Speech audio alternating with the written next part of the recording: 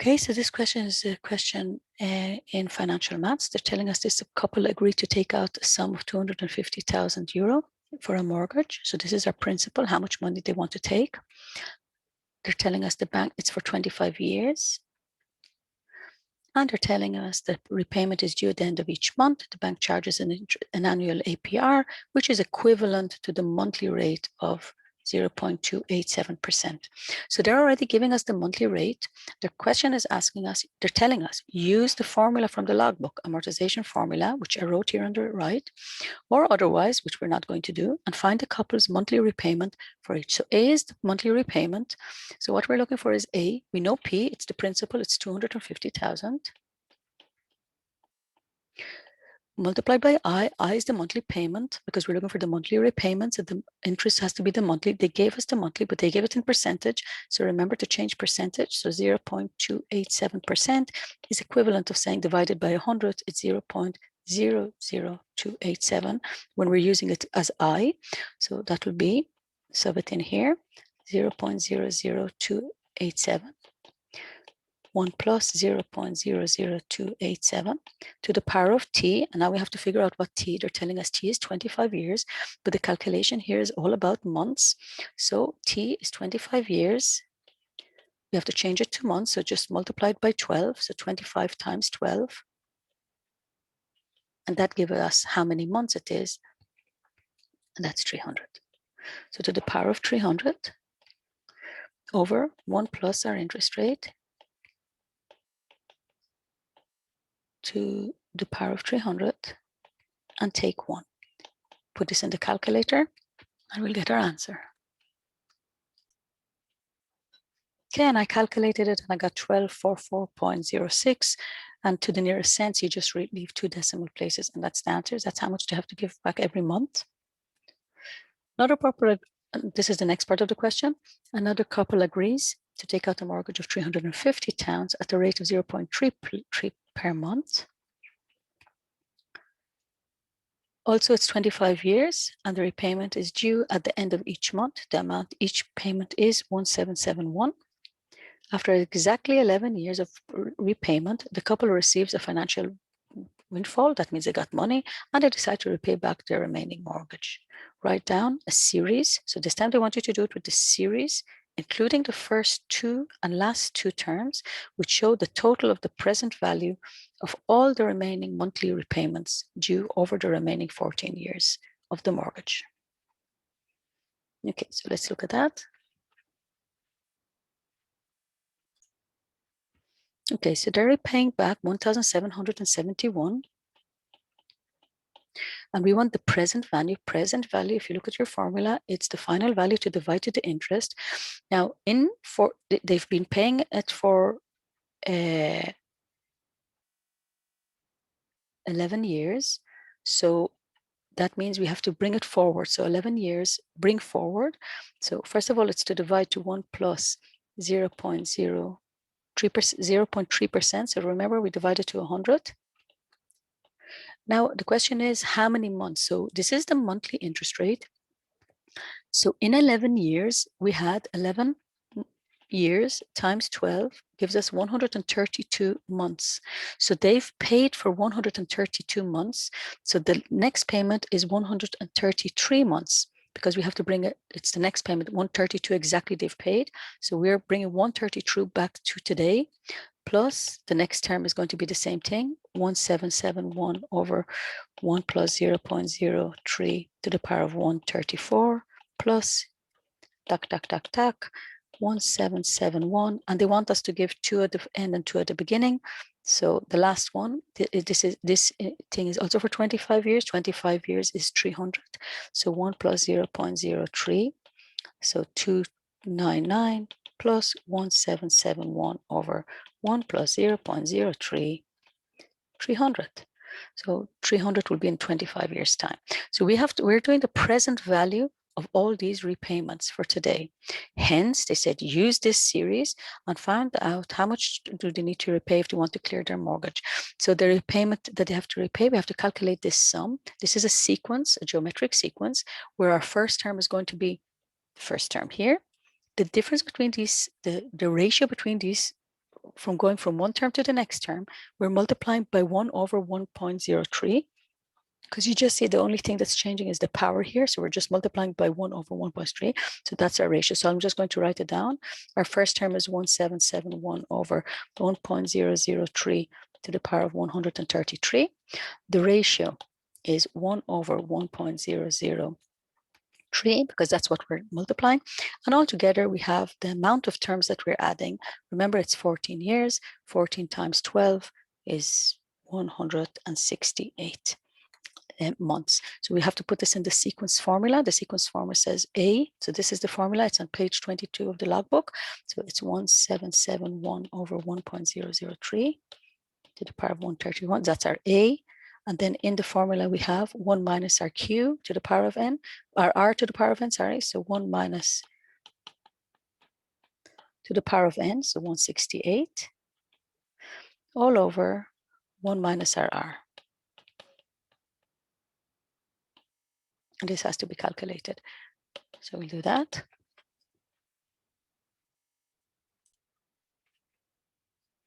So the final answer comes out 157,198 and 67 cents. Okay, the question is telling us to the nearest cent. So this is to the nearest cent. So we're finished with our calculation here.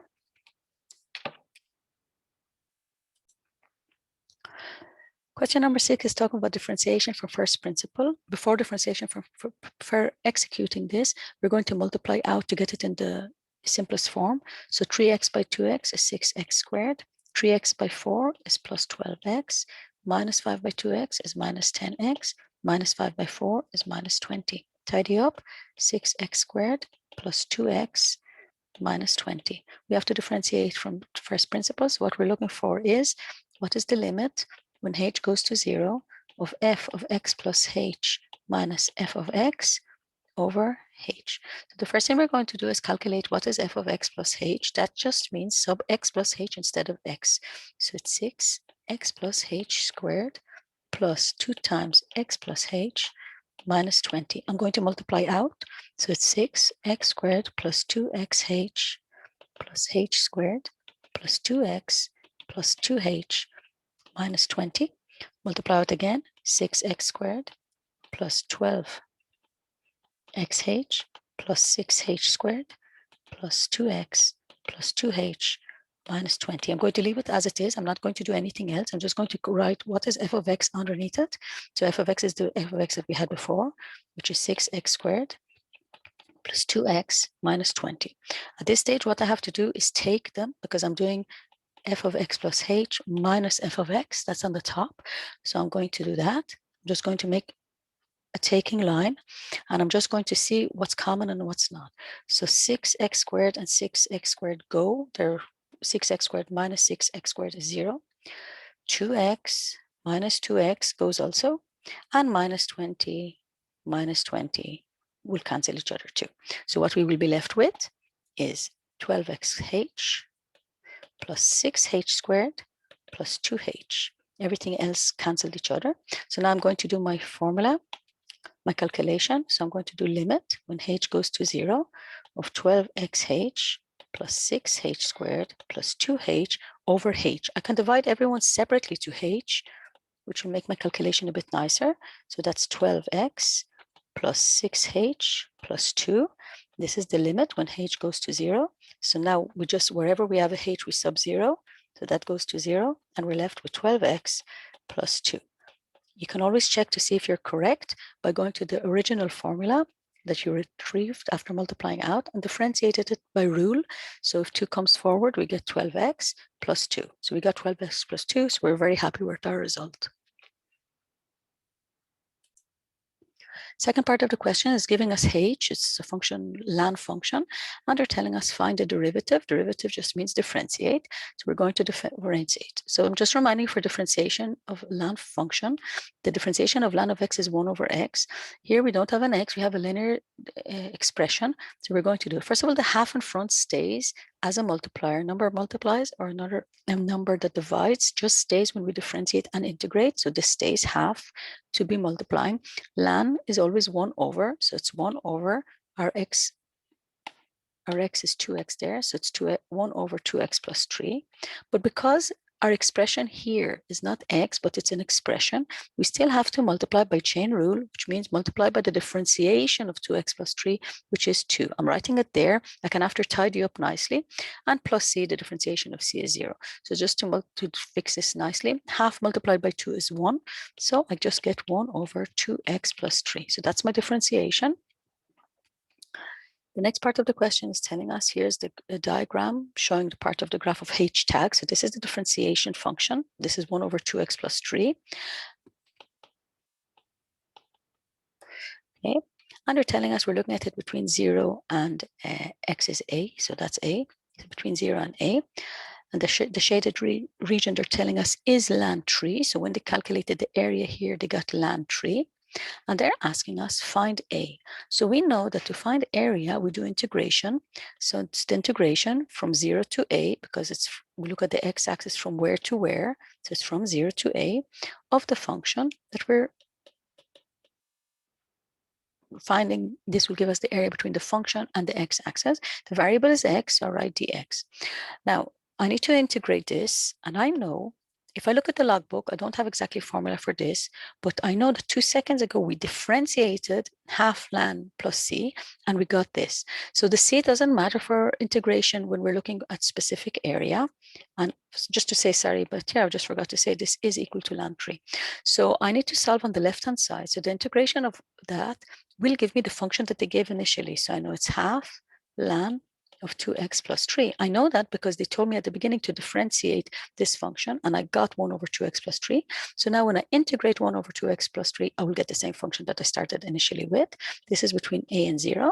So now I have to sub a first. So it's half lan 2a plus 3 minus half lan of 2 times 0 plus 3. And that gives me lan 3 by the information in the question. I'm going to calculate the left-hand side here. It is. So 2 times 0 is 0, plus 3 is 3. So that says lan 3. So that's half lan 3. That's minus half lan 3. So if I add half lan 3 to both sides, I will get half lan of 2a plus 3 equals 1.5 lan 3, because I'm adding half lan to both sides. I can multiply everything by 2 to get rid of this half stuff. So I get lan of 2a plus 3 equals 3 lan 3. I can put 3 inside as a power, because a multiplier can go in as a power. Now, at this stage, if lan of something is equal to lan of something, I can eliminate the word lan because the inside has to be the same. So I get that 2a plus 3 is equal to 27. 3 cubed is 27. So 2a equals 24 and a equals 12. So I found the value of a.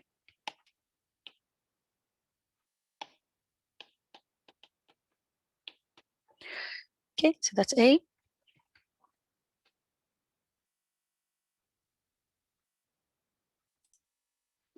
Okay, the next question is talking about the sequence. They're telling us here a story, a number from when we add the numbers 1 plus 2 plus 3 plus 4 till we reach n. It's called a triangular number. So T1 is 1, T2 means you're adding 1 and 2, you get 3, 1 and 2 and 3, you get 6, and so forth. This is called triangular because if we put these balls and thing, it makes a shape of a triangle.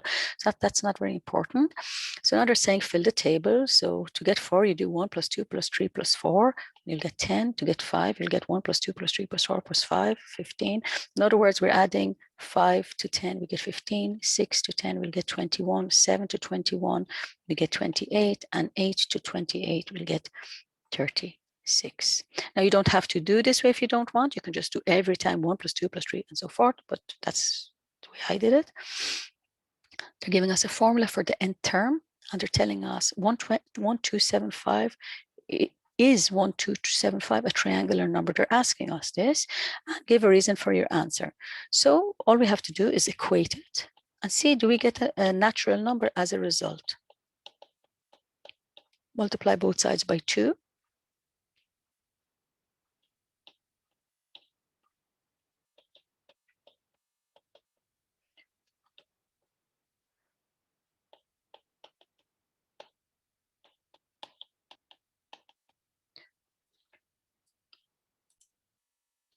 Okay, so that's just rearranging, and now we have to solve. So I'll just do minus b formula. So it's minus 1 to be squared, minus 4 times a times c,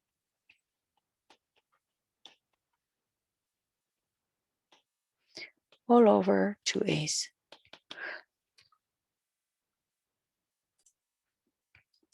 Okay, so when we solve the root, we get 100 and the square root, we get 101. So the two results are minus 1 plus 101 over 2, which gives us 50, or minus 1 minus 101 over 2, which gives us minus 51. So the negative number is not relevant because n is a natural number, so 50 is my answer. So if n is 50, n plus 1 has to be 51.